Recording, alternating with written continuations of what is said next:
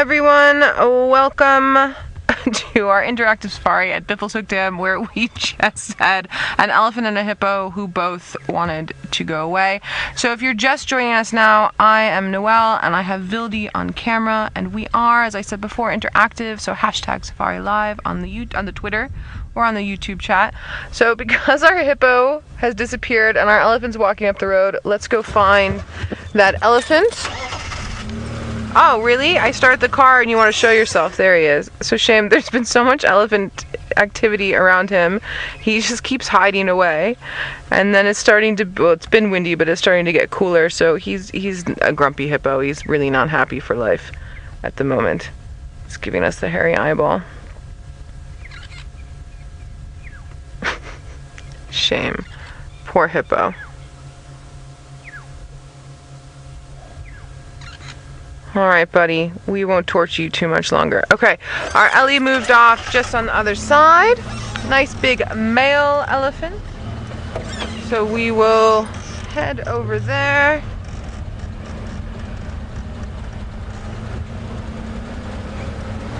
And see what's happening.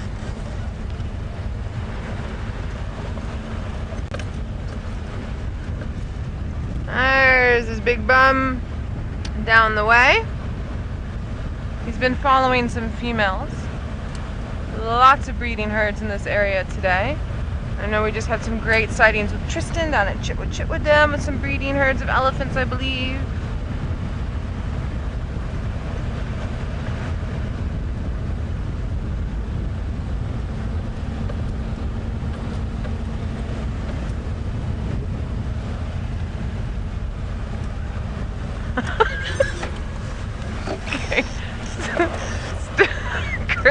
Steph has something he really wants to show you, so let's go over and see what he has.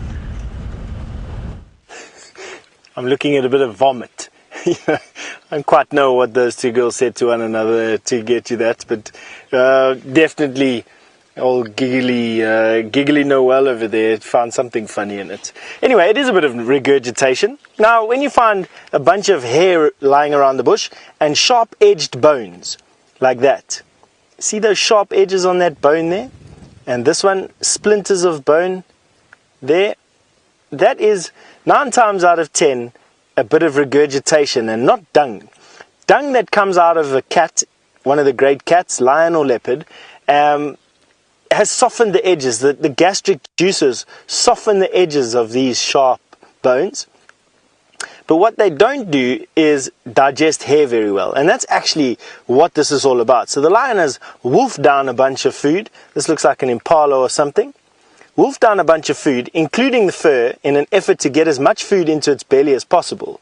There, this turned around and was milled around by the tummy. And then the lion's body said, no, I can't digest this fur.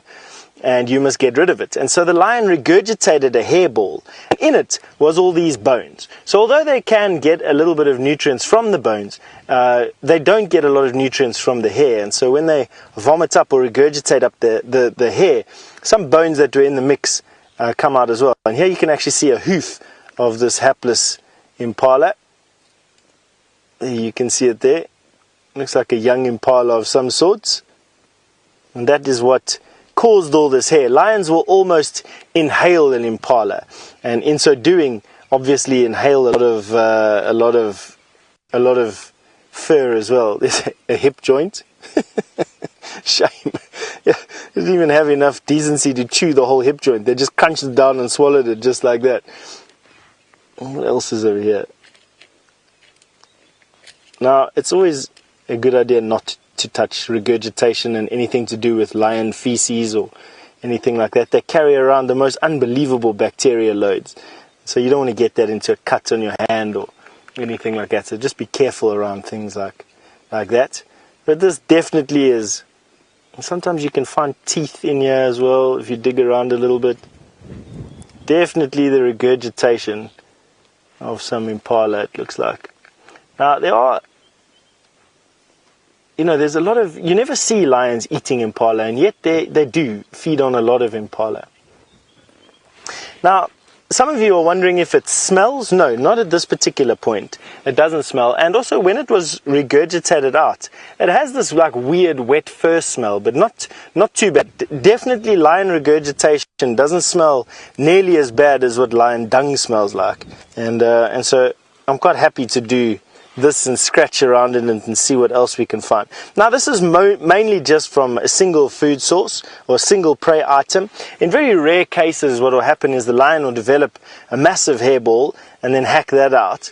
But usually it's done pretty soon after the meal is had. Once the lion has calmed down a little bit and its stomach has had some time to collect all this fur and to strip the meat from it basically. So it happens a couple of hours after the lion has eaten the impala, and it'll come out in this big mass. And why it's lying like this spread out all over the place is because it's been rained on.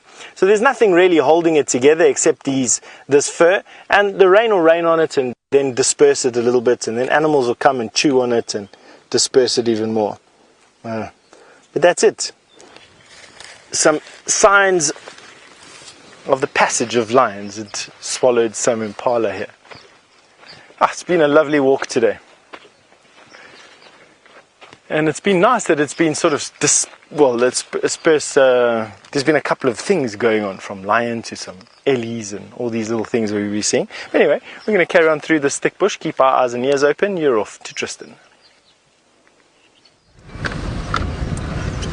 Well, I agree, Steph. There's been lots happening this afternoon, and it's been quite wonderful actually to be out. Lots of ellies around, various other things. So Chitra Dam now is where we're going to probably spend most of our afternoon. Now, I apologize for the radio being so loud. It's just that unfortunately it doesn't want to work unless it's on loud like that. It doesn't want to come through my earpiece. But we'll spend the rest of the day around Chitwa. There were monkeys alarm calling, like I say, when I had my puncture this morning, and so I know that there's a leopard here somewhere. It's just now a matter of finding it. But while we're kind of thinking about our next plan and listening out for any alarm calls, might as well have a look at the resident crocodiles and hippos that we have in this area. There's one croc that is out on the bank. It looks like Boris, that is out on this side. I don't know if the tail is short, but it looks like Boris just from the general size of this individual. It's not the biggest one here. I think Vlad is slightly bigger. And I'm just trying to see if I can see Vlad anywhere around. Maybe Vlad's with the little ones somewhere. But I can hear birds calling, and then there's a grey go-away bird calling as well, and I'm wondering if maybe there's not a snake or a monitor lizard or something around here that's causing a few of these birds to get a little bit on the upset side. It's interesting. Anyway, we'll keep an eye out for them while we kind of look at our croc. And our croc is obviously out getting a suntan. This is what they do, is they come out and just absorb a bit of heat in order to get that body moving and get that body going. And so very common to see them out like this. And now that the clouds are coming back over again and it's just a little cooler, it's not cold by any stretch of the imagination, but it's not as hot with that baking sun, it can afford to close its mouth. So you see it's not practicing gular flutter where its mouth is open and it's breathing very rapidly to try and get rid of excess heat and cause evaporation over that mouth surface area. It's able to close that, and its temperature is probably very, very good at this stage. You'll find that this crocodile will come out, will go from there and into the water later, and from there it will start to probably hunt quite effectively in the sort of late afternoon. You find that they often do hunt just around sunset. They'll go right up into the corners of the dam and hunt various fish species, and if something is unsuspecting and walks down towards the water too quickly, well, then you get a situation. Oh, hello guys, where did you come from? Just goes to show you, this is why Chitwa Dam is just the most special place, is because things just arrive out of nowhere. So one herd of elephants has just left and another herd has just arrived. How wonderful is that? Hey guys, so cool. I love the ellies. They really are fantastic, and I'm pretty sure we're going to see what we normally see from the ellies here, is that they just start drinking there, and slowly but surely they meander their way around, and then they go back again and back into the thicket the same way they came. So that's super cool to see that there's another herd that's just arrived, and it'll mean that I'll be able to show you what I was talking about just now with the blue eyes of that leucistic elephant. It's not obviously this herd, and there's no blue-eyed elephant in this, but we can just carry on our conversation about that. I mean, a nice small-sized herd. I wonder if they are not in some way related to the herd that just left, or maybe they kind of saw the herd earlier and there was a bit of sort of wariness at the size of the other herd, and that's why they waited for them to finish before moving into this area. Those elephants most certainly would have been communicating with one another. Could also be why the other herd moved as fast as they did out of this section. Maybe they heard another herd on its way, and they then decided it's time to vacate this area and leave them to drink. So interesting behavior though, because they moved a lot quicker than I thought they would, and now another herd arriving would make sense that they kind of gave way and moved out of the area for this particular unit and grouping. But you see, they generally do this, is they start to drink there and then slowly but surely worm their way around to our side, which is very, very cool. And I love watching them drink at these dams, because you see how they kind of edge their toes in a little bit, then they use their trunk just to break the surface tension, get rid of any of that horrible stuff, and then they'll start drinking the clean water that's underneath that. And Chitwa Dam must be one of the best places for water in the whole area at the moment. In fact, out of all of the dams in the Sabi Sands, I'd imagine that this is probably one of the best places for Ellies to be. At the end of the day, I know it's not pumped water, but the size of this area and the size of the dam itself would probably indicate that most of this water is actually fairly fresh, and there'll be a lot of filtration that goes on through the sand as it flows in from the Mulawati, and so the water itself is probably in better condition than a number of the smaller pans like Twin Dams, Treehouse Dam, and those areas. And that's why we're probably seeing that the Ellies are not sticking around on Vuyatela or Djuma very long.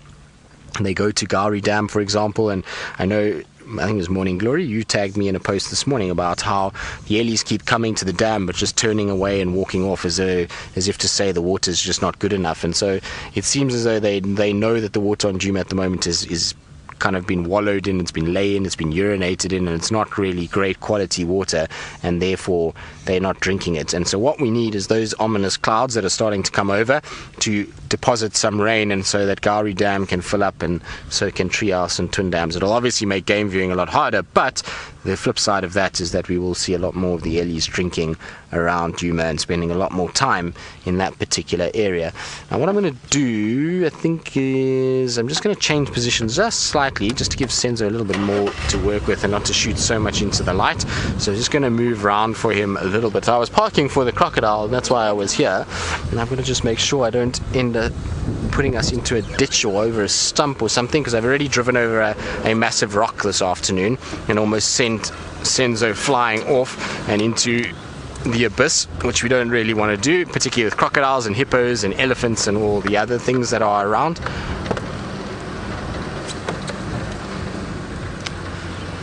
Joy, you're wondering why this dam has so much water compared to the others. Well, Joy, the reason why is because this dam is on a major waterway. So if you have a look at the drainage lines that feed these dams, this is on the Mulawanini. There's no dam that's been built on the Mulawati. Now, if you imagine, other than obviously Gari Dam that's built right in the northern parts of that, but if you have a look at anywhere sort of south of Gari Dam, if you had to put a dam there and then have the rains, you'd find that dam would be big like this. The other thing about it is that this dam has a massive dam wall. And if you look at this length of that dam wall that Senzo is showing you now, it is huge and it is deep. This has been excavated to bedrock. In places this dam is close to 15 meters deep, so it is very, very deep in here, and that means it holds water. And every year, even though it's losing a bit, there's a bit of a gain in the good wet years.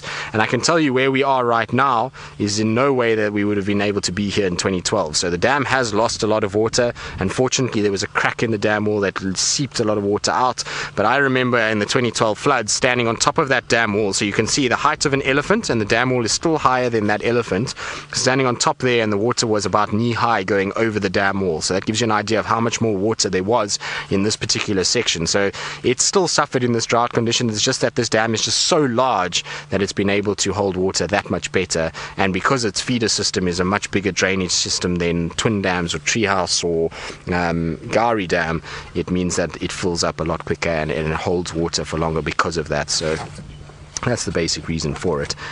But these Ellies look like they're having a wonderful time. You see how they've sprayed water over their head and over their ears mostly. There's very little water that's gone on the rest of the body, but what they try and do is just down the face and around the ear areas. That's always a good place. What are you doing, little one? What is going on? Typical young elephant.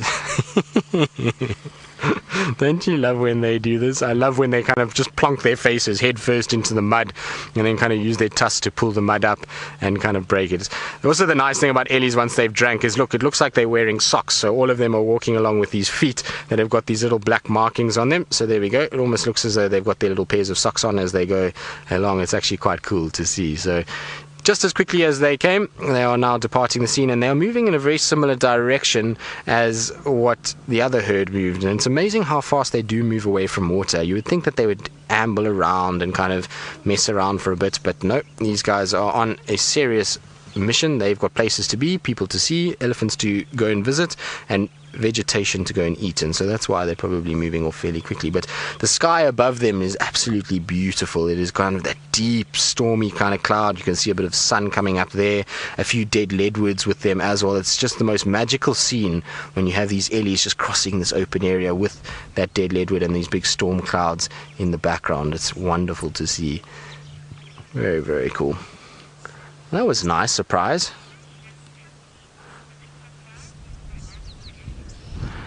Now, sorry, Senzo, before you do anything more, can you see this bird that has just landed here for me? Now, Kirst, if you can just repeat the question, I will get to it now. Now, there's a bird that's just landed here, Senz, straight in front of me. Straight. Patty, you're asking if the croc would go after the elephants? Yes, it would. So, Senzo, just go straight in for me, right there, where my finger is. There, a little bit to your left, sorry. There it is. So, yes, you would have a situation where crocs would go after elephants. They grab them by the trunk from time to time. Now, what are you? Is this one of our pratincoles? It is one of our pratincoles. I haven't seen one of these guys in a very, very long time. So these guys were here in summer last year, and it's their first one that I've seen back, but it looks like a young one, so I just want to double check that it is a pratincole. It looks like it's most certainly the right shape and sort of beak structure. I just got to find them in my book quickly just to make 100% sure, but it does very much look like a pratincole. That's in my mind anyway, and it would be the first one that's back at Chitwa Dam, and it's a young individual, so I've got to just make 100% sure if it is a collared pratincole. It is collared pratincole juvenile. Now, where have you come from that there's no adults with you?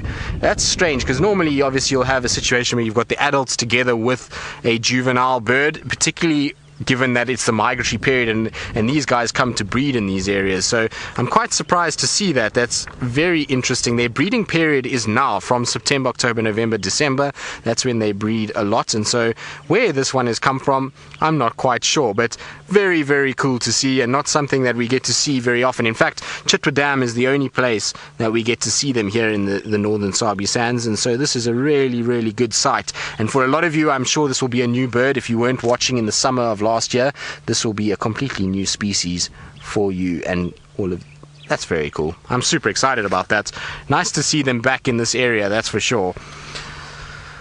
Collared pratincles. Good. Nice. I'm going to go catch up with our ellies though, now that I've had my collared pratincole fix, and just go and spend a little bit more time with them. And Patty, I got completely distracted by the bird, but I'll get back to your question now. Is yes, crocodiles will go after young elephants if they get too close or too deep in the water, but because of the size of an elephant and the general sort of herd structure, it's very difficult for a crocodile to grab one of those and there to be no reaction from the rest of the herd, and the rest of the herd will go storming in. They'll try and tusk that crocodile. They'll use their trunk and their power to throw it out, and the crocodile inevitably then gives way and lets it go. So very few cases of elephants being killed by crocodiles, but it does happen where crocodiles will attack elephants from time to time. It's just a very, very seldom seen thing to take place.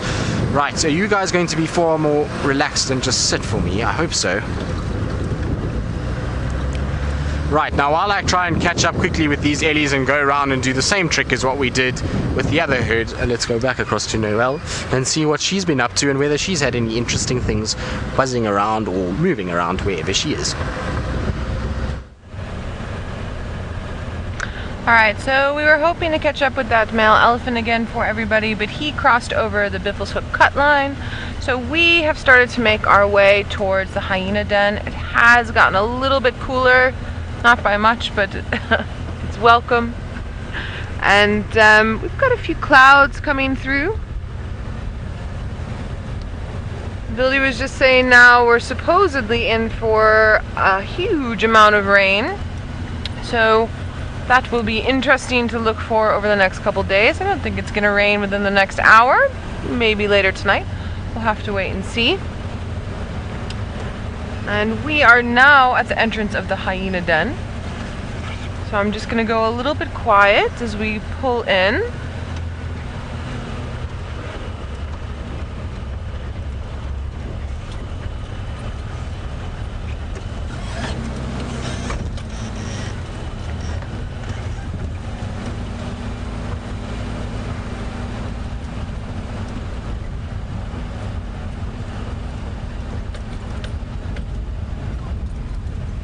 One of the reasons why I'm getting a little bit quiet is I tend to have quite a loud voice, and noise really travels here in the bush, so I don't want to potentially scare off anything. I know we've got the sound of the car, but the sound of a car, also with my big booming voice as well, can sometimes be a bit too much for younger creatures like these hyena cubs that we're trying for.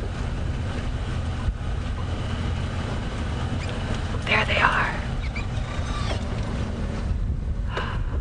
Fantastic. So they're not in the mouth of the den today. They're just to the outside, which means they're feeling super comfortable. Having a good nap. You can see those sharp, sharp, sharp teeth as it yawns. And there he's having a look at us. Oh, Muder. So I've still only seen these two. I do know that there's an older one somewhere about. I haven't seen that one yet. I also haven't seen any of the adults around the den site when I've been here. And I would say probably 1 out of every 3 times I visit, these two are showing themselves.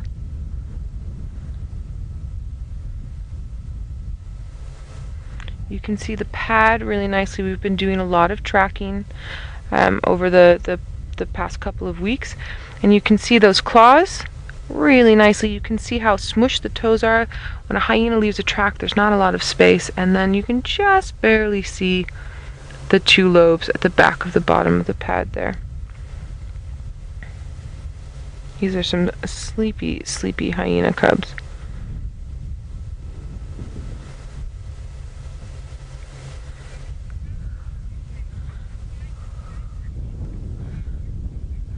Francis from Israel, you're commenting that they've grown so much. They're getting bigger by leaps and bounds.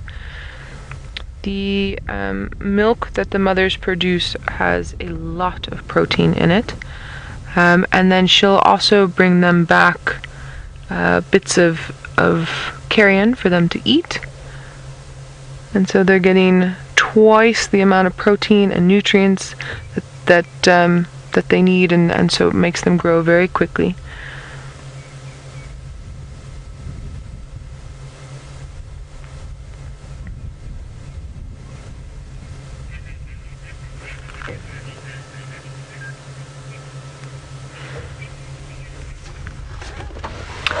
Steph is on his way back to camp because it's starting to get a little bit dark for a walk, so he's got one more thing he would like to show us, before he heads home. So let's go on over to him. We've got a young hornbill, and I'm really battling to figure out if it's a yellow-billed hornbill, a very small one, or a red-billed hornbill, but it is small, and it has caught a meal for itself. And you can see how it's rubbing that meal on the stick to try and kill it, or to try and rub irritating hairs off of the body of that particular caterpillar that it's managed to catch. And you see, as soon as it's managed to rub the hairs off, it'll swallow it. But why I'm saying it's young is that you can have a look at its beak. It just doesn't have that adult form to it just yet. Coupled to the fact that the last couple of weeks I've seen a number of baby hornbills busy leaving their nests. And hornbills, of course, have a phenomenon that the female goes into a hole in a tree and pulls out all her primary feathers and then glues up the entrance of the hole using a variety of different mud that the male brings for her and her own feces, and glues up the hole, leaving a little gap for her feathers, for her beak. She then sticks her beak out, and the male comes and brings her food. She puts her beak back in, and that way she can fend off any predators that want to come into the hole and bother her and her babies. As her babies fledge, and they don't all get, firstly, all the eggs don't get laid together at the same time, and secondly, all the babies don't get ready to leave the nest at the same time. So the older chicks fight to get out, the younger chicks fight to glue up the nest, and it ends up being this tug of war, which of course will eventually be won by the sheer number of adult birds that are in the nest, and eventually they'll break out. But what does happen is that the male will continue to try and feed the female grubs and insects and its youngest brood, and have a look there. And so you get this sort of congregation of different aged hornbills around a nest. Now, let's see if he turns his bill, if we can see whether it is I still can't see. What do you think, Xander? Yellow or red? I think. Kirsty also thinks it's red. Everybody, what do you all think out there? I don't know, those bold white patterns on the wings tell me that it's a yellow-billed, not a red-billed hornbill, but it does look very red, hey? Let's see if I can get into a slightly different angle here. But I'll stick by the fact that it's still a youngster. Alright, maybe not. Right, so it flew away, and that was the end of that particular sighting. Myself and Xander are heading back. It is getting a little bit dark for a walk at the moment, so what we're going to do is we're going to be heading back to camp, but we are heading out tomorrow morning, so we'll definitely see you on a walk for tomorrow morning. So from myself and Xander, we're saying good night and goodbye, and you're off to Noel at that hyena den. We are still with our sleepy, very adorable hyena cubs. Phildy and I were just saying it would be so nice if they came up and investigated the car, because usually when they're this age and a little bit older, they get super curious about us. They're obviously relaxed with us. They've barely moved since we got here, but then our smells and our sounds, and them being hyenas in general, are just very curious. They do like to come up, but they are out. Look at twitching in their sleep with little naps, out for the count. Vildy was also commenting that maybe because it's getting a little bit darker, a little bit cooler, maybe one of the females will come back and there'll be a bit of interaction. So we're just having a look around and seeing if that's going to happen.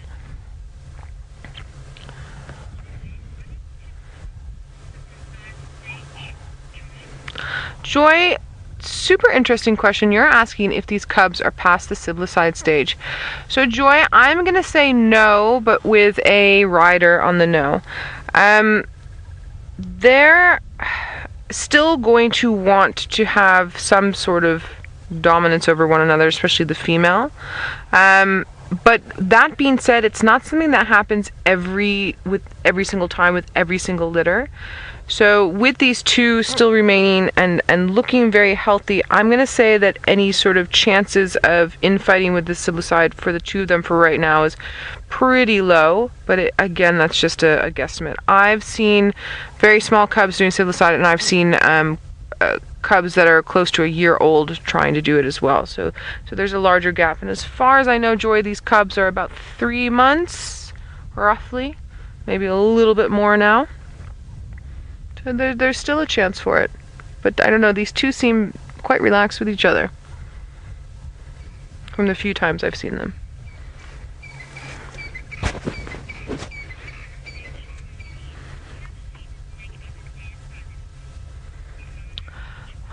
Alana, you're wondering if the hyenas dig out the dens themselves. So the den sites that the mums choose are holes inside of termite mounds that have been dug out by aardvark. And then, thanks Fildy, and then what happens is that the cubs, when they're little, will do a little bit of renovation, a little bit of digging inside of those to make little tunnels that they can get into, not very deep. Or harder for the adults to get in. So they do dig a wee bit, but they're not digging the whole den site by any means. Oh my goodness, it twitched its tail. Come, you guys are so cute. Come show everybody how amazing hyenas are, as opposed to the horrible reputation that Disney gave you with the Lion King. You're fabulous, darling. Sorry, I absolutely love hyenas. They're incredible. And I get so sad every time I see little clips from sort of animated movies where they show them as these villainous, horrible creatures. They're really just spectacular. And I mean, look how cute that face is. Don't you just want to snuggle with it? Come on. Albeit they're probably quite smelly.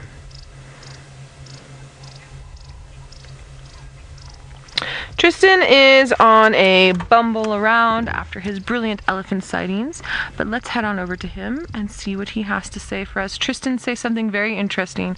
Maybe affect an accent of some kind.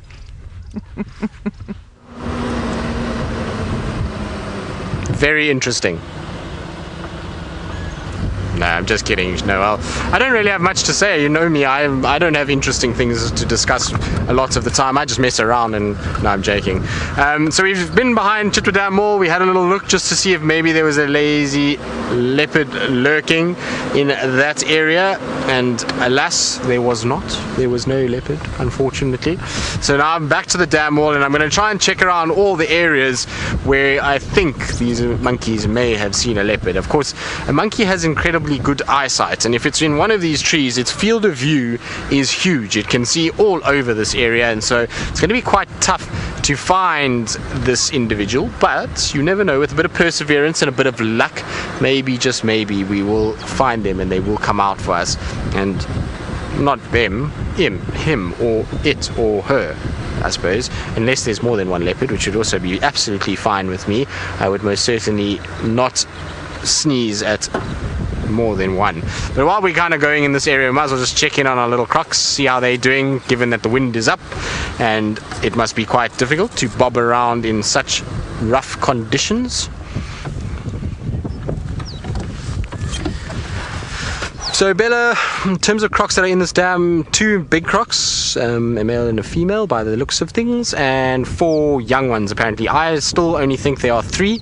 I have yet to see a 4th one, but apparently there are 4, and so that would make 6 crocodiles in total in this particular pan.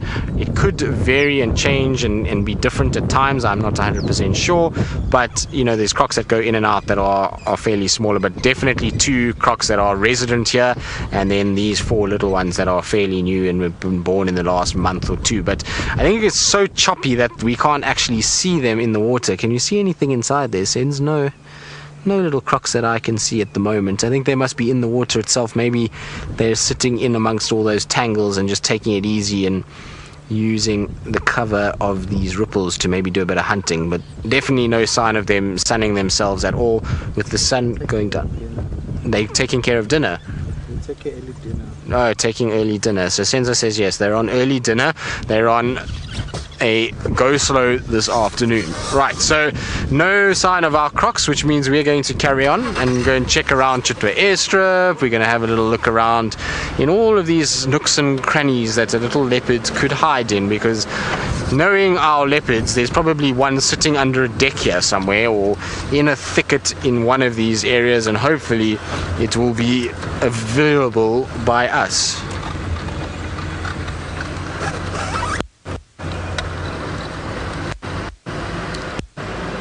Ilana, I have never seen it myself. It's not to say that it won't happen, but I've never seen a crocodile dig up other crocodiles' nests and eat the eggs.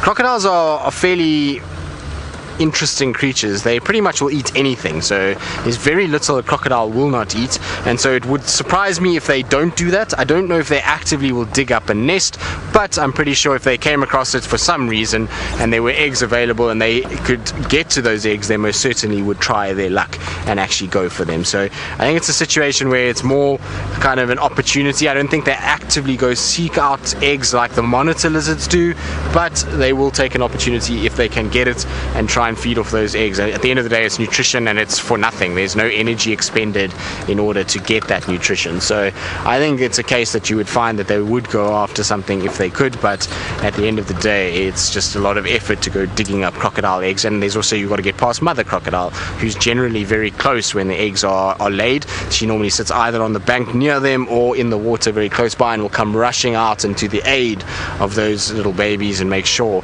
that she protects them the best that she can. And so it's not really easy for anyone to actually get anywhere near those crocodiles and those eggs and actually go after them. So I don't know, I don't think it would be the case. I mean, obviously I could be wrong, and it probably, like I say, has been recorded and documented somewhere. I just have never seen it myself, nor have I even seen any videos or evidence of it in my time. That, like I say, it's not to say that it hasn't happened.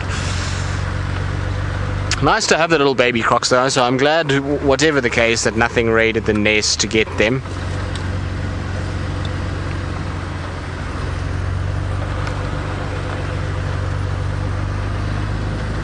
Steph Marie, who is Conrad's sister. So for those of you who don't know who Conrad is one of our newer members of the crew. He has joined our tech department and is doing a wondrous job. Conrad is fitted in like nobody's business, and he really is doing an incredible job so far, and such a lovely person as well. So well, it's great for us that he's joined, because he's a very knowledgeable young man and he's very good at what he does, so I'm hugely grateful that he's here.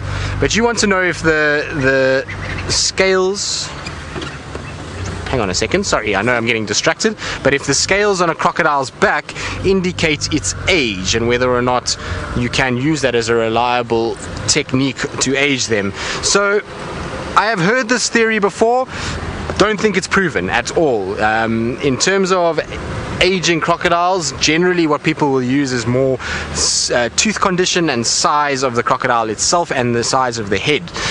Scale counts and how many scales they've got, obviously as the body grows, so the scales become more visible and easier to tell, but as far as I know, it's not a reliable situation, and it's not something you should use in order to be able to actively calculate the size of a crocodile. It's better to rather go and, like I say, look at teeth condition, look at overall size, head size. Those are far more reliable ways of aging a crocodile. So it's not like rings of a tree and the scales on the back are the same thing.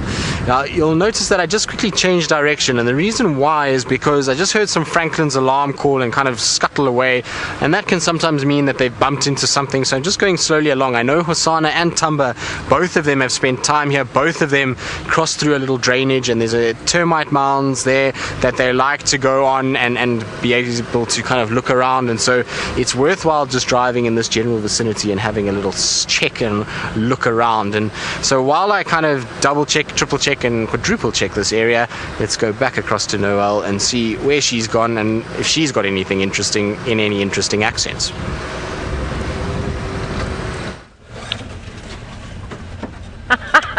No interesting accents except my own, Triss. But what we're doing at the moment is we heard alarm calling while we were sitting with the hyenas and you all were watching Tristan. And it turned out to be alarm calls from zebra, and we found them and they were running off. But the frequency of the alarm calls to me and the pitch that they were using says that they probably saw a leopard or a hyena, not a lion. So we're just busy backtracking the zebra where they ran from, or the direction they ran from, to see if we can see. It could have even been a cheetah. That would have been another, a single cheetah, another type of alarm call. So with something like zebra, when they see a predator that they know is not necessarily going to be able to eat them, they'll still alarm call so that they can warn everything else, and then they'll remove themselves from the area. Remember, when you run away, you're showing the bum end is where everything catches.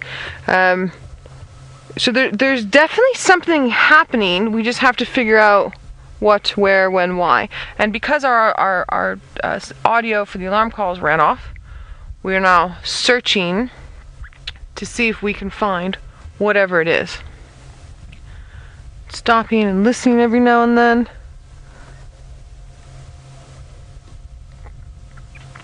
For me, it feels like something maybe from here. They could have maybe even smelled something. So I think we're just going to move around a little bit. Plus, it's Vildy's first day back from leave, so he's really been asking for a leopard. And it would be nice if we can find him one. It would be very nice. Alright, so we got lots of Ellie tracks. We had some zebra tracks back here. if we don't find whatever we think was making those zebra move off, we'll probably head back to the hyena den, see if they wake up a little bit.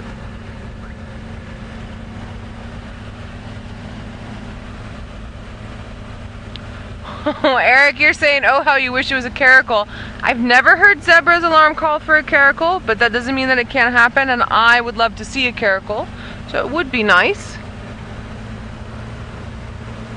Impala, why are you not seeing a predator? What's wrong with you?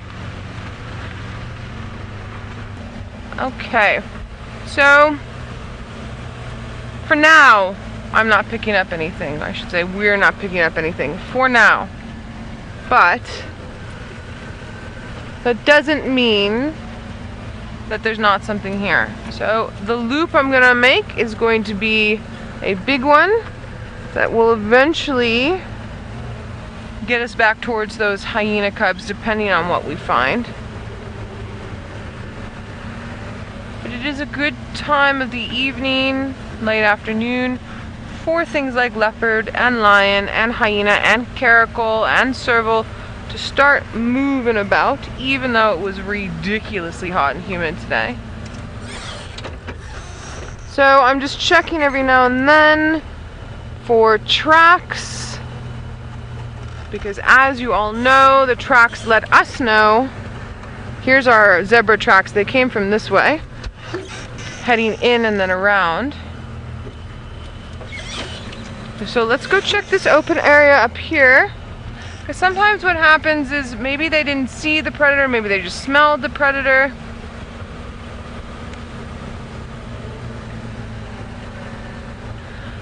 Andy, you're wondering if any cheetah have been seen since Tristan last saw them. As far as I know, Andy, on Djuma itself, no.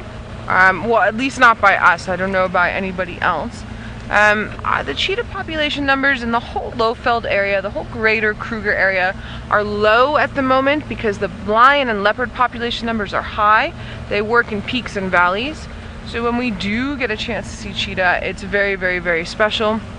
And they move distances, not as much as, say, a wild dog, but they will have larger areas that they're going to cover because there's smaller numbers of them. Their territories will be bigger.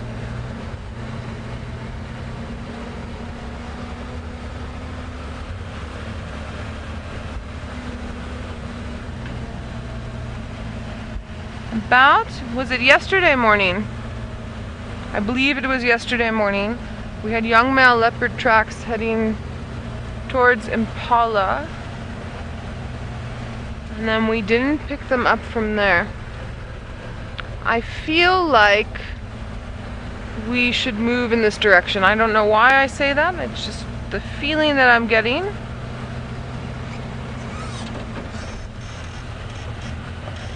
Would be amazing if we do find a cheetah. I haven't seen a cheetah in a while. Scott gets to see cheetah all the time up in the Mara. It makes me super jealous.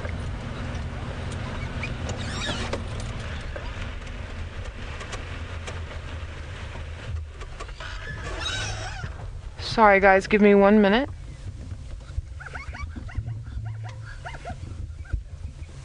Did everybody hear that?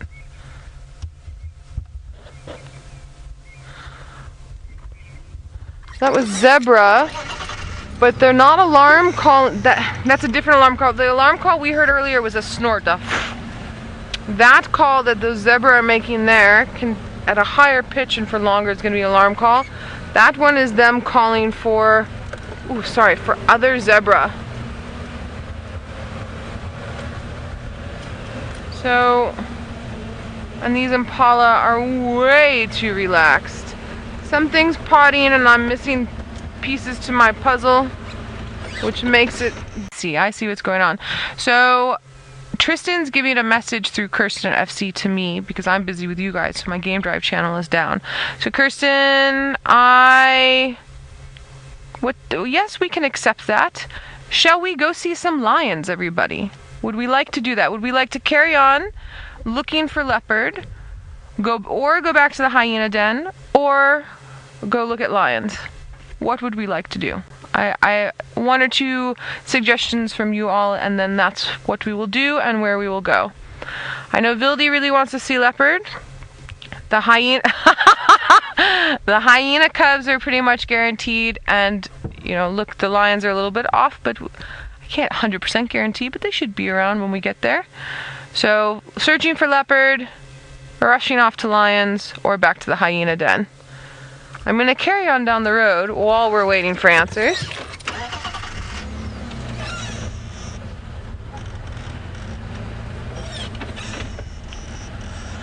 It's interesting because Vildy's leaning towards leopard hunting and I'm actually leaning towards lions. But I will always lean towards lions. You guys know that. Oh, everyone's saying lions! Ha ha ha! Oh no, with a couple of leopard. Alright, majority rules. Sorry, Vildy. Sorry. Vildy says lions are just big leopards. Alright, I'm gonna get on the horn now and chat with the guys in lions, and let's see what Tristan's up to. Well, I hope Noel gets on the radio because it sounds like lots of things are happening. What I'm up to is, you'll see shortly, I'm just in this area for a reason, and I'll tell you why I'm here in the next 2 seconds. Just got to get to the other side of this little quarry, and then we should have what I am looking for. There's a road that cuts up here where I was this morning. Where are we? Where's the road? I'm just trying to find the road now that cuts up here. It goes into Torchwood, but that's okay. It's not the worst thing, because what we are looking for is not too far from this area. There we go. So that's what I was looking for. It's quite a long way away, but we should be able to get ourselves into a decent position, because there is something very special that is sitting right over... Ooh, Senzo, tell me if you can get there. You got there? Good. So Senzo is going to be able to do this. Now, if you can spot what it is, I am very impressed, but there we go. Sitting on top of a termite mound. Over there is a very spotty cat.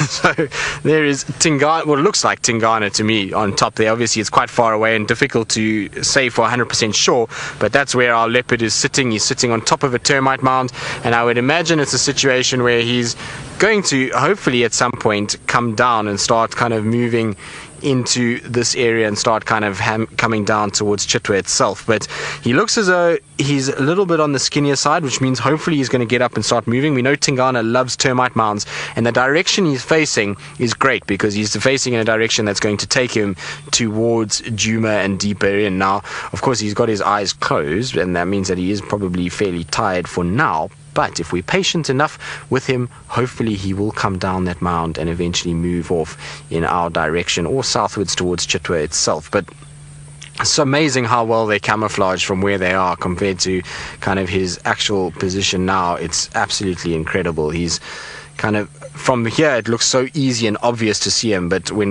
from the distance that I am at the moment, you would so easily drive past that and not even recognize that as a leopard. There you go. You can see that's the view I have at the moment. It is almost impossible to spot that individual. Now, somebody gave us a tip-off that they had seen some sort of sign of him here, and so we came, and there he is on top of the mound, which is very wonderful. All is right in the world. Elephants and leopard is the way to spend a day, that's for sure. That's how I feel, at least, about it. And like I say, the only reason I say it's Tingana is because, one, where we are, two, that he's got a massive dewlap, and we know that the big male leopard in this area that has the massive dewlap is Tingana.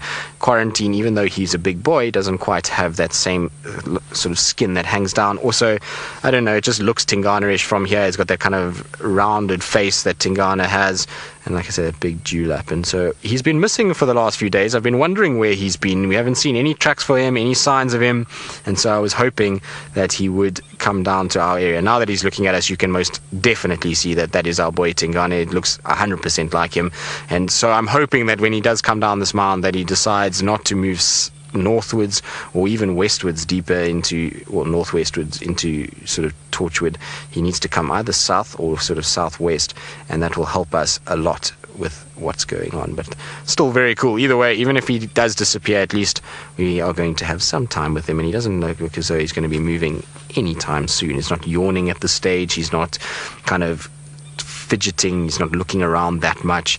It looks as though his eyes are generally starting to kind of close, and his head dips every now and then, so I think he's going to still be on the mound for a little bit.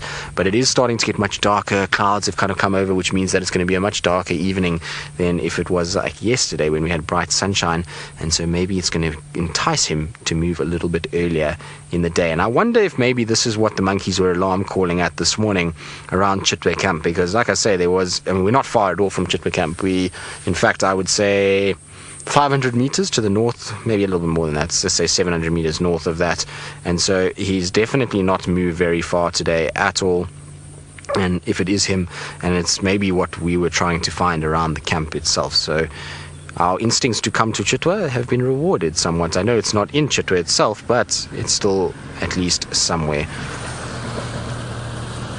So just saying hello to Rex, who's just busy driving past, and I'm sure he says hello to all of you as well.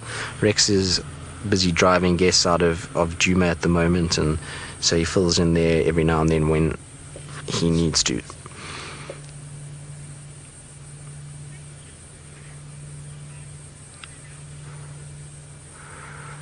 Philip, you're wondering how large Hosana is in comparison to Tingana. Still not really comparable at all. And Hosana, while he is getting bigger, is still nowhere near the size of Tingana yet.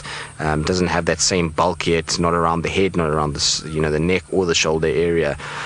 So he's got a while to go, but he's catching up every day. Every day that Hosana's out, he's growing. His dewlap's getting bigger. He himself is getting bigger. And the thing is, because Hosana's been away from Kruger for the last few months, because she's disappeared, everybody kind of keeps looking at Hosana as an individual that is going to be able to challenge for territory now. Unfortunately, that's not the case. He's a still young individual. He's not even 2 years old yet. So, we can't expect him to be anywhere near the size of these big adult male leopards. He's still got a lot of growing to do.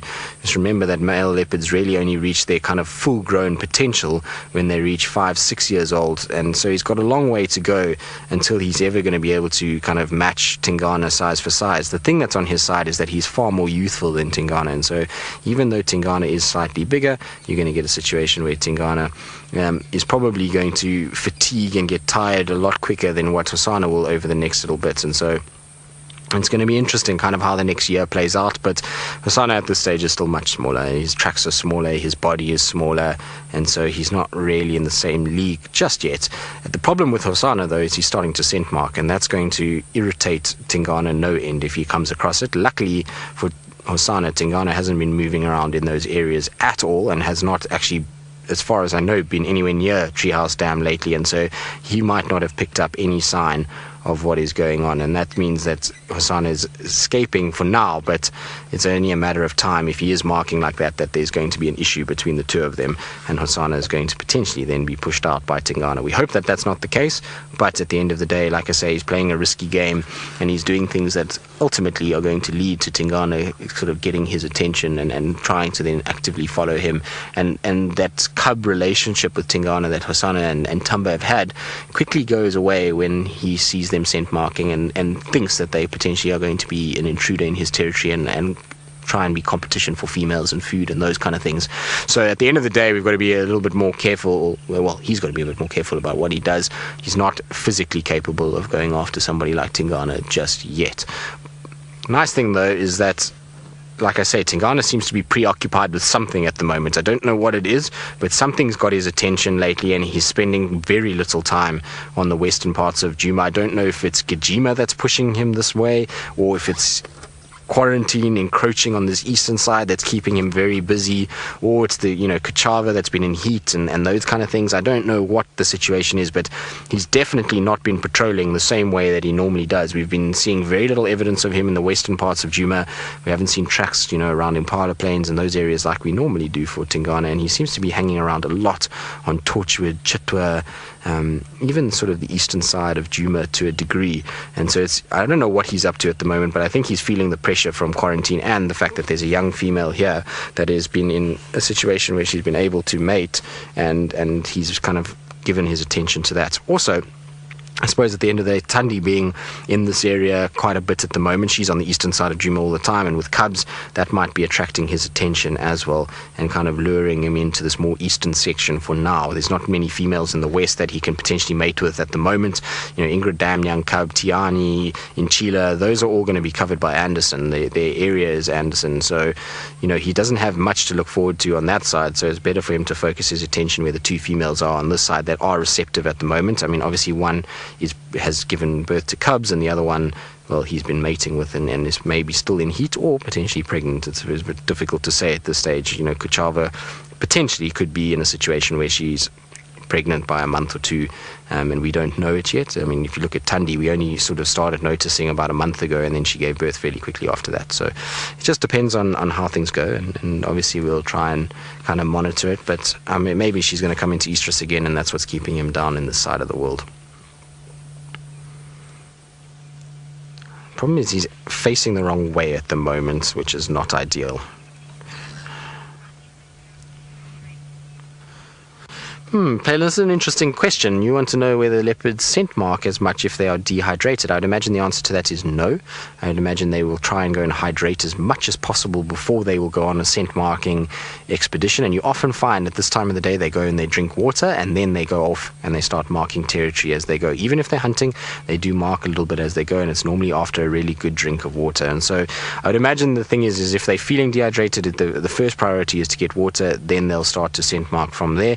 But I mean, I don't know if that is always the case. I mean, at the end of the day, there might be situations that they're on the way to water and they'll use their last remaining resources, if you want to call it that, to be able to mark territory as they go towards water. But the thing is in this area is that there's no leopard that's ever really dehydrated in this particular section. There's so much water in the Sabi sands that leopards really don't have to roam very far for water. If you think about where we are now, we've got Chitwa Dam here, but just south of Chitwa Dam is a place called Jack's Pan on a nets.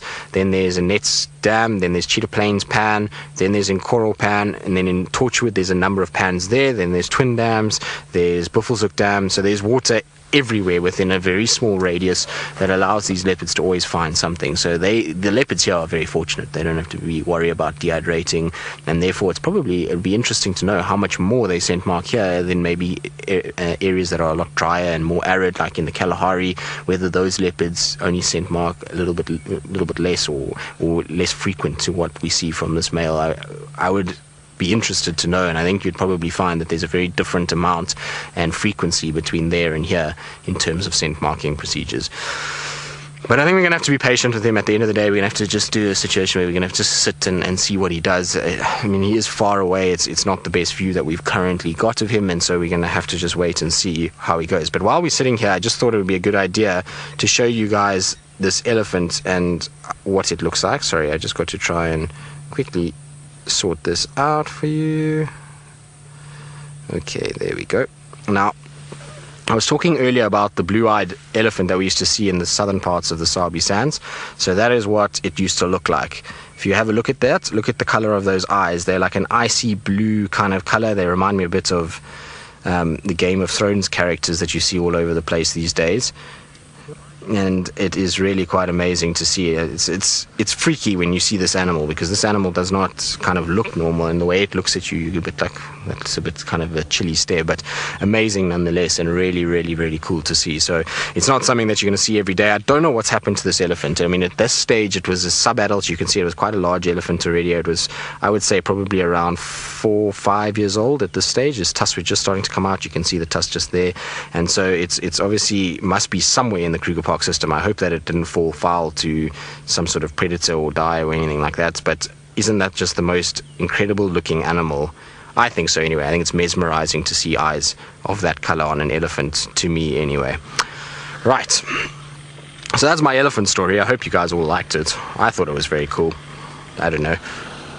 Just saying hello to some of the guys that are driving past. We ultimately are on the main road, and that means that many a vehicle is going to come past and many a vehicle is going to look at us in a very funny way as to what we're looking at, because that leopard is so far off that it's going to be very difficult for us to explain to anyone why it's there.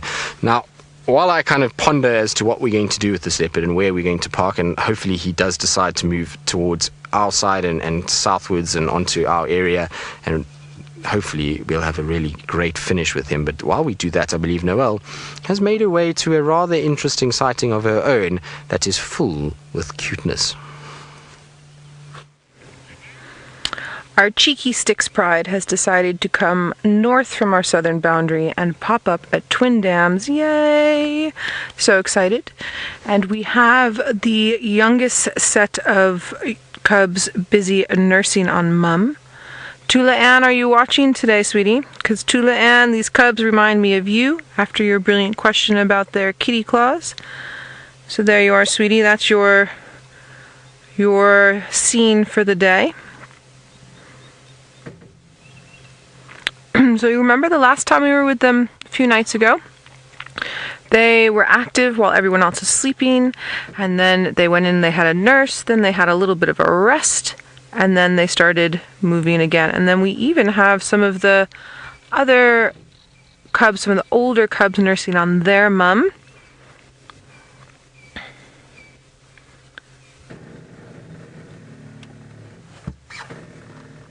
Sorry, Vildy. There we go. Mom's picked her head up a little bit just to keep an eye on the older cub coming past. You never know. Remember we chatted about allo suckling, and sometimes different mums will suckle with different young. But usually, that's your screenshot for the day, everybody, right there. Ears forward, head up, leg up, cub suckling. Beautiful.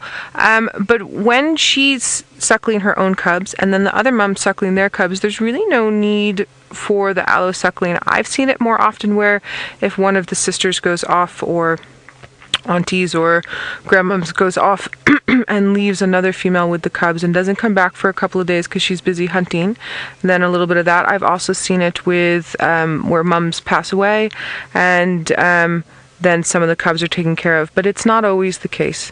Again, it depends on the individual. So you'll remember as well, if you were watching with us a few nights ago, as the females were moving off down the inflow of Twin Dams, you could see the size of the teats. So you've got the female with the eldest set of cubs, and her teats have pretty much dried up. You've got the female with the middle set of cubs, and she's the one that's nursing to the left there, and her teats were sort of a little bit full. And then this one with the tiny little cubs is the mum that had the very, very full teats, because these cubs definitely still need their milk. Oh, there we go. Oh, she's had enough. She's watching something as well. Oh, there's impala coming up. That's what's happening. She can see impala that are coming up on the outflow side of the dam to drink. This is super interesting. I have a feeling we might get a little bit of action here. We're just going to have to stick with me. We might not get anything. We might get something.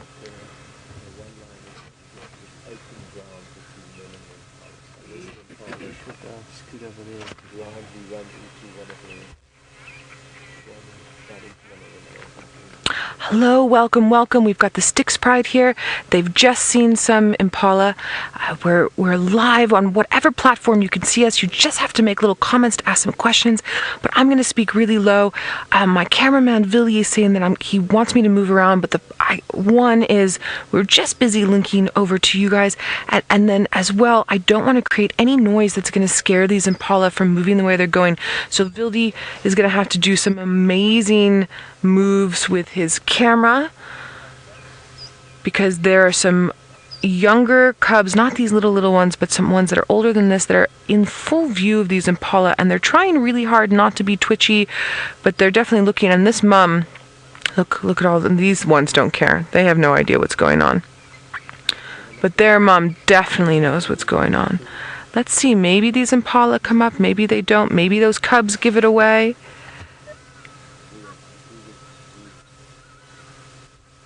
You see that. So you can see one of the older cubs, and you can see it staring at that impala. There's a showdown. This impala can tell that something's potting. And we're just going to hold off from moving our vehicle and... oh, nope. The jig is up. The jig is up. Oh, All right. Okay. So we're going to position the vehicle around a little bit and just get a better view. We've also have other people in the sighting that are with us, and they also want to get a better view. So we're going to let them move first, and they're going to move around and angle themselves, and then we will angle ourselves. She can still see the impala. She's still keen. Another youngster is keen. But these cubs really have no idea.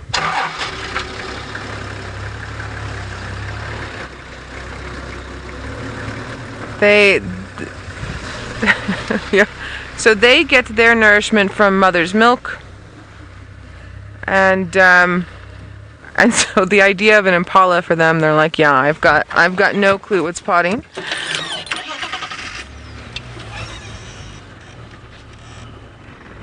And we're just gonna move around a little bit like this, and just gonna check that you guys can still see and everybody's okay. Fantastic. And then here we go. Bildy will work his camera magic for you. So sadly, no hunt, but this is still uber cute. I still have a brief visual of those impala, but they're moving away. They saw that older cub, and they're like, not gonna happen. Now it's also interesting because we did chat about larger prides of lions and them not necessarily going for something like an impala, but the mom that's looked the most interested with these tiny cubs, she needs to feed on a lot of good protein to keep herself well nourished for giving milk to her babies. So she will do things like go after impala, but specifically impala lambs this time of year, and is a bit more keen to do that than, say, her counterparts within the pride. As these older cubs are nursing for a very long time. They're probably falling asleep there.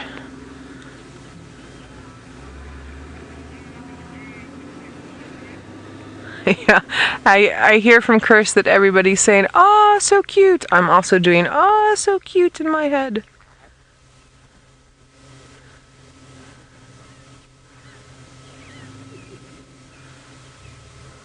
Oh, giving up. Let's go smell my cousin brother over there.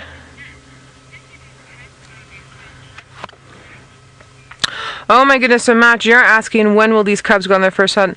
Matt, all three litters within the Stix right now are all way too young to be doing any hunting. They will only start properly hunting with the females, and if the males are around, because males also hunt, when they are about 1.5 to 2 years old. What you will start to see with some of the older cubs as they get a bit bigger is that mom or auntie will catch something like a baby impala or a warthog and not kill it, and then let the youngsters surround it and practice their skills. But that'll be for the eldest set. So the eldest set, I think, if I remember correctly, we said they were, oh, here's one of the other mums. We said that they were probably about 8 months old, 8 to 10 months old, and then we had 6-month-old ones, which is this one here, and then we have the 3-month-old ones. Listen, can you hear that behind us? It's contact calling.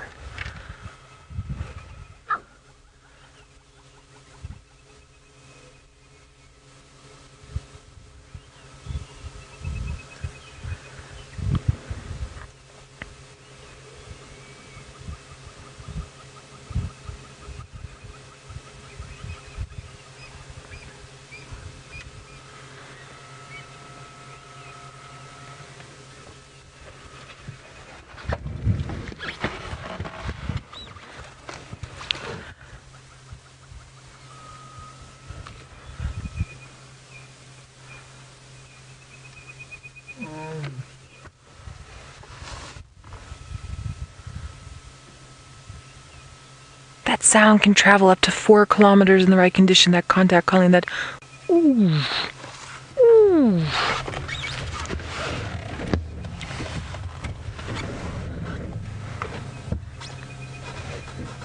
Remember we talked about how they do the reaffirming of the social bond and they go and touch and groom? We might get a little bit of that now. But because of her calling, the little ones that are over with their mom are super interested at what their auntie is up to.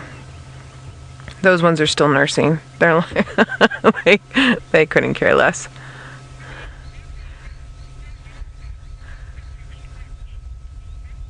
Lisa, yeah, you're saying this is so wonderful. What a privilege to watch. I completely agree. I completely agree with you. Lions interacting is special. Listen to these sounds. Can we hear them?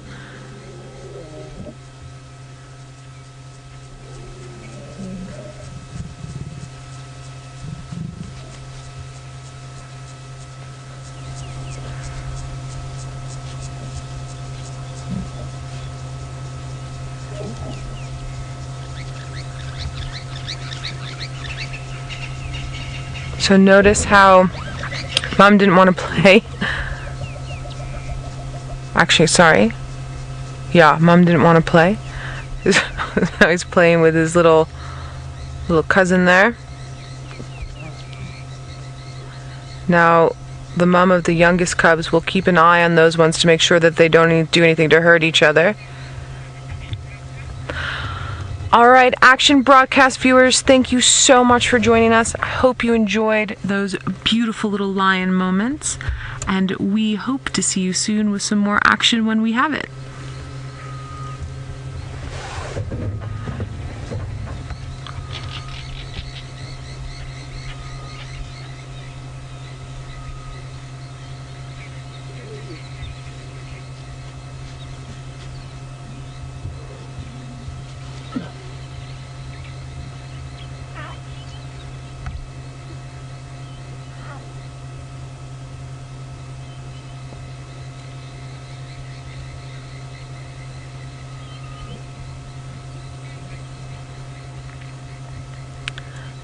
Uber cuteness.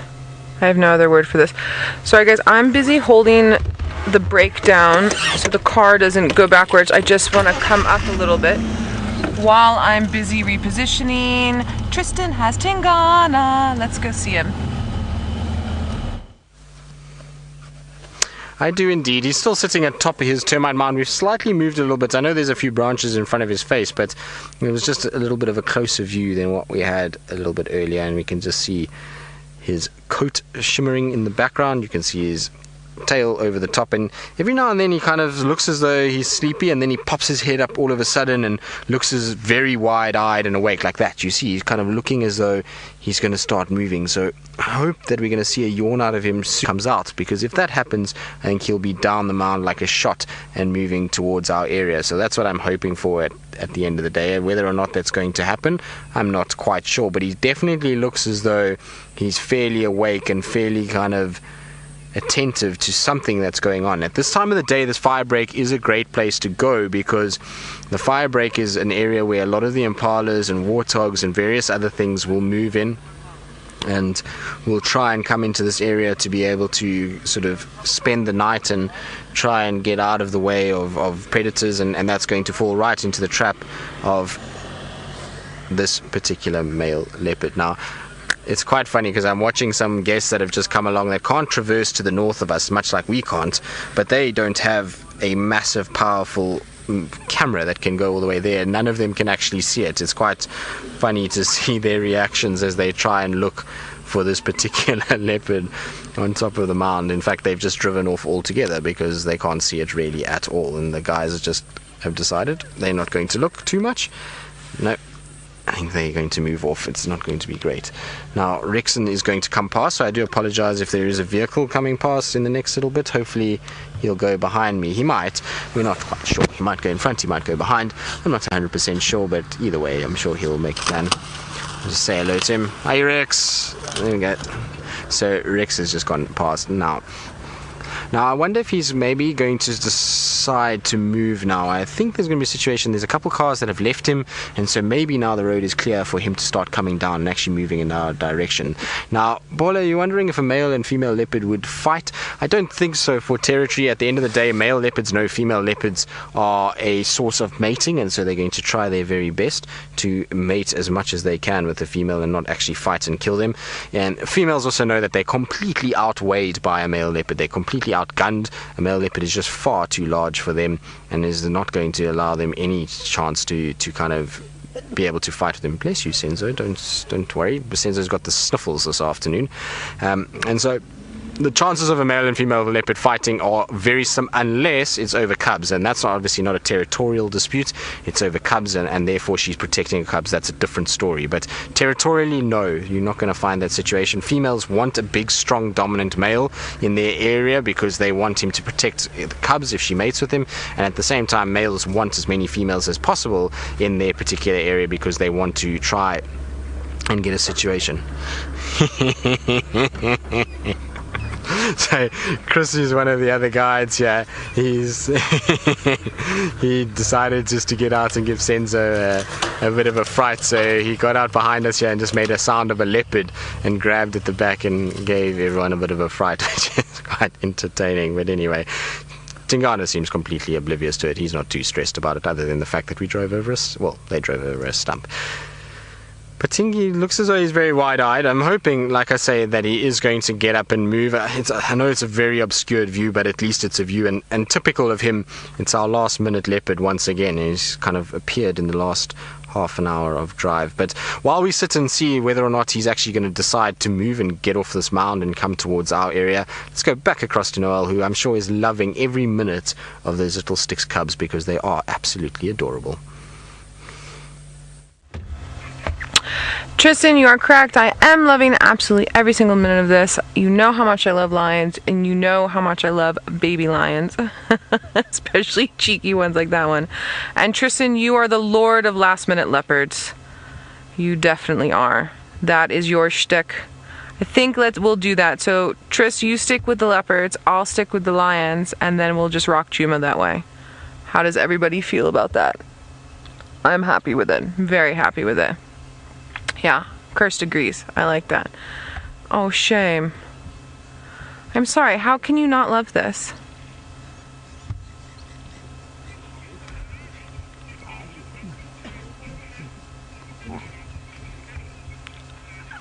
Alana, you're asking a very good question. You're asking what ages constitute a cub, a sub-adult, an adult. So, Alana, the way that I was taught, and different people have different ways of doing this, but what I was taught is you have an infant, a juvenile, a sub-adult, and an adult. So a sub-adult is anything from about a year and a half. I'm doing with lions now, yeah? About a year and a half to, let's say 2.5 years, pushing 3. Then an infant is sort of firstborn. A juvenile will go from about 6 months. I'm gonna use 6 months to about a year. And then the sub-adult we talked about, and the adult over that. So that's roughly the demarcations. Now, the reason why I gave a little bit of differences with the months there and all of that is that I used to do research, and I used to do research with different researchers, so they also had different standards, and then I've also read some papers where they've also had different standards. So when you're dealing with it, that's basically it. So infant is from sort of birth until about 3 months old, and then we would use the word cub from about from birth until, I would use it until they're 6 months old, and then I personally would switch over to juvenile. But I know other people who use the word cub up until they're a proper sub-adult, around about a year and a half old. So that also depends on the use. So you also have different guides, and then with us, different presenters using different terms for different ages. So if that, I know that was very long-winded again. I'm sorry, guys. I am not good with the concise answers. It always turns into a big discussion. But Alana, I hope that helped clear it up a little bit for you. If not, please let me know and I can reword or go a little bit more in depth if you would like.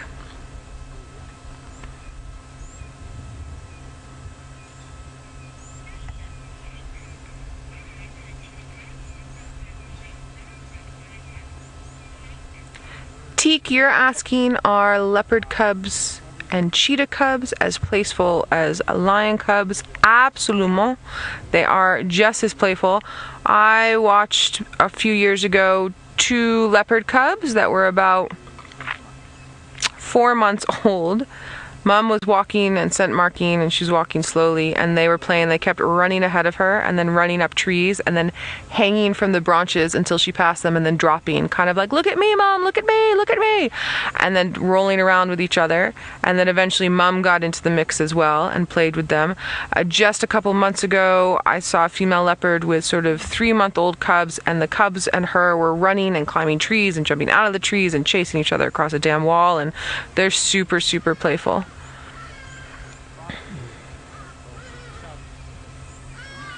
Teak, where the viewer who was asking a question, Teak, that you were just asking now, where are you from? The reason why I'm asking is my younger brother's name is Teak, so I'm wondering if my sneaky, cheeky little younger brother is asking me questions through the YouTube or the Twitter.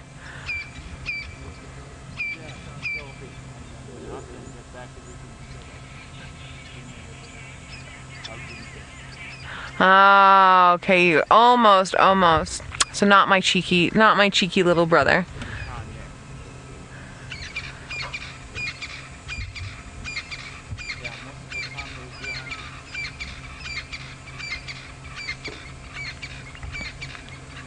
Alright, so the adults have started yawning a bit every now and then, and we've got a bit of movement out of them. The cubs, as you can see, are moving every which way. So I am hoping that we're going to get the whole pride up and moving shortly.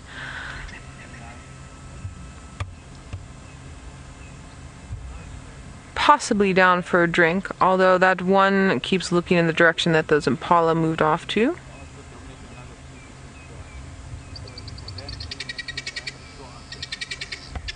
There's lots of guinea fowl making lots of noise in the background. Alarming for our lions.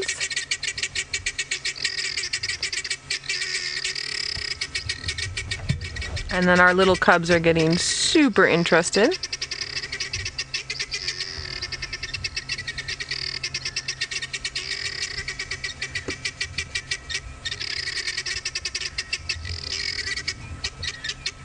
We've switched over to our IR, so our infrared.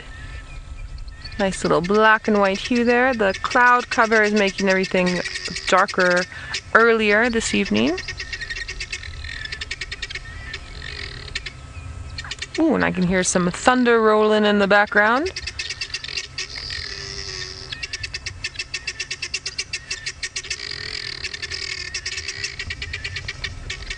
These guinea fowl are having an absolute fit right now. Can you hear them?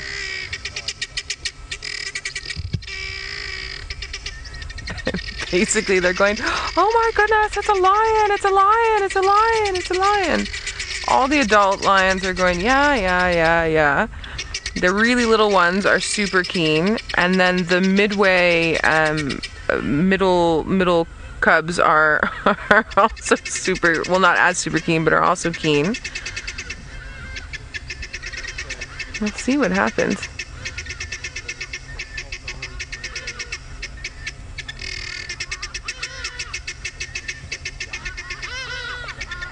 I don't think the guinea, look, they are called a confusion of guinea fowl, but I don't think they're that dumb that they're going to come right up the side. And then we've got all this brush packing on the side of the dam wall to help with anti-erosion. So the cubs are using the brush packing as a way to be able to watch in interest with those guinea fowl, but also stay back a bit because they don't necessarily want to do anything that could hurt themselves. Alright, well, Tristan is still with Tingana, who apparently is sitting beautifully on a shadulu, a termite mound. So let's head back to him, and we'll stick with these lions and see you in a bit.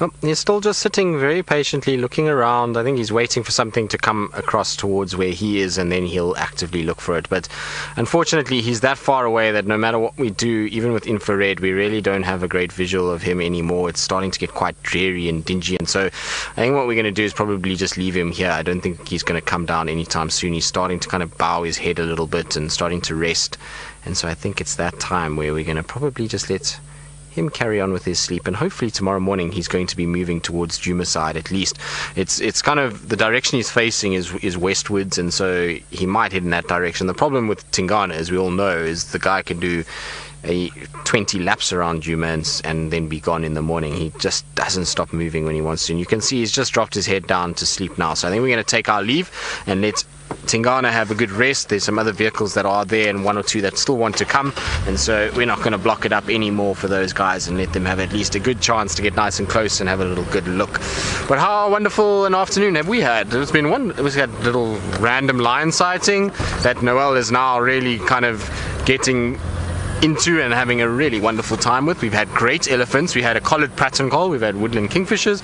There's been everything this afternoon. It's been absolutely wonderful. It's certainly a very good afternoon for me. I wish Tingana had come a little closer, but it still wasn't the worst view. We've had worse, that's for sure, and at least we had a nice decent kind of view of him during some decent light where we could see that he was actually a leopard and not just a tail in the bushes like Hosanna had the other day. Right, I'm going to start making my way home. It's that time of the evening where it's time to start heading back before any rain comes or anything like that. And while I do that, let's go back across to Noel and those very, very cute Styx cubs, and let's see if the females are maybe deciding to get up and start moving for the evening. Tristan, don't be such a wuss. The rain's closer to me than it is to you, and it's not coming just yet. You're just sad because Tingana went into an area where you can't see him. Boo-hoo. That's how I felt the other day. But that's okay, Tristan. I will stick with our Styx Pride and the uber cuteness that is all of these cubs. And mums are starting to move and starting to twitch. The wind has died down because, as you said before, the rain is going to start coming in. But I think we have a good 20 minutes before the actual rain comes in. So don't worry, everybody. We'll be able to finish off our show with these lovely lions. Now, I was hoping that those impala would forget about what scared them and come back, but it seems like that hasn't happened. And there's been no wildebeest who have come this way, and no buffalo, and no giraffe, and no zebra. So my thought, because these females do not look like they've eaten anything big at all recently, my thought is that they are going to head off and hunt very shortly. It's just taking them a little bit while longer than normal because it was so hot and humid today.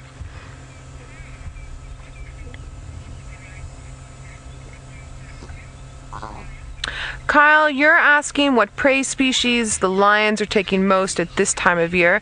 So Kyle, each pride will work differently than any other pride and will have specific prey species that they prefer and know how to catch over others. For instance, in Kahuma's absolutely obsessed with buffalo. The buffalo, particularly in our area, have moved off, so then they'll go for things that are still large, possibly a zebra, possibly a wildebeest, possibly a giraffe, but there's going to be one of those that they prefer over others. So Kyle, for me, I've recently started working in this area, so I don't know these lions as well as I would like to know them. I am getting to know them. With a pride this size, but remember they've got all of these cubs they have to feed, but the females need to also be able to feed and to produce milk. So they're going to be going for anything they can catch at the moment.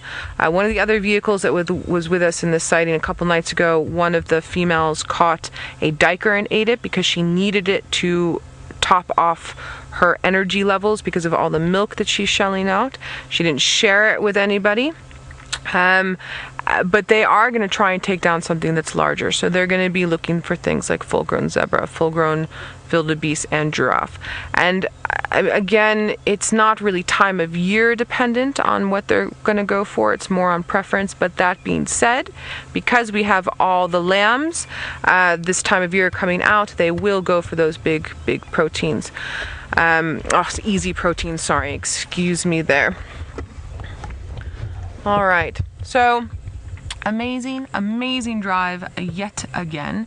Tomorrow morning we will probably be looking for these Stix. We might go look for Tingana again. It depends. We might look for something else. We will have to wait and see. I will definitely be out in the morning. It wouldn't surprise me if you see Steph or maybe Tristan as well. So thank you so much for myself, Tristan, Steph, all the film crew, FC, and everyone involved, and we'll see you tomorrow.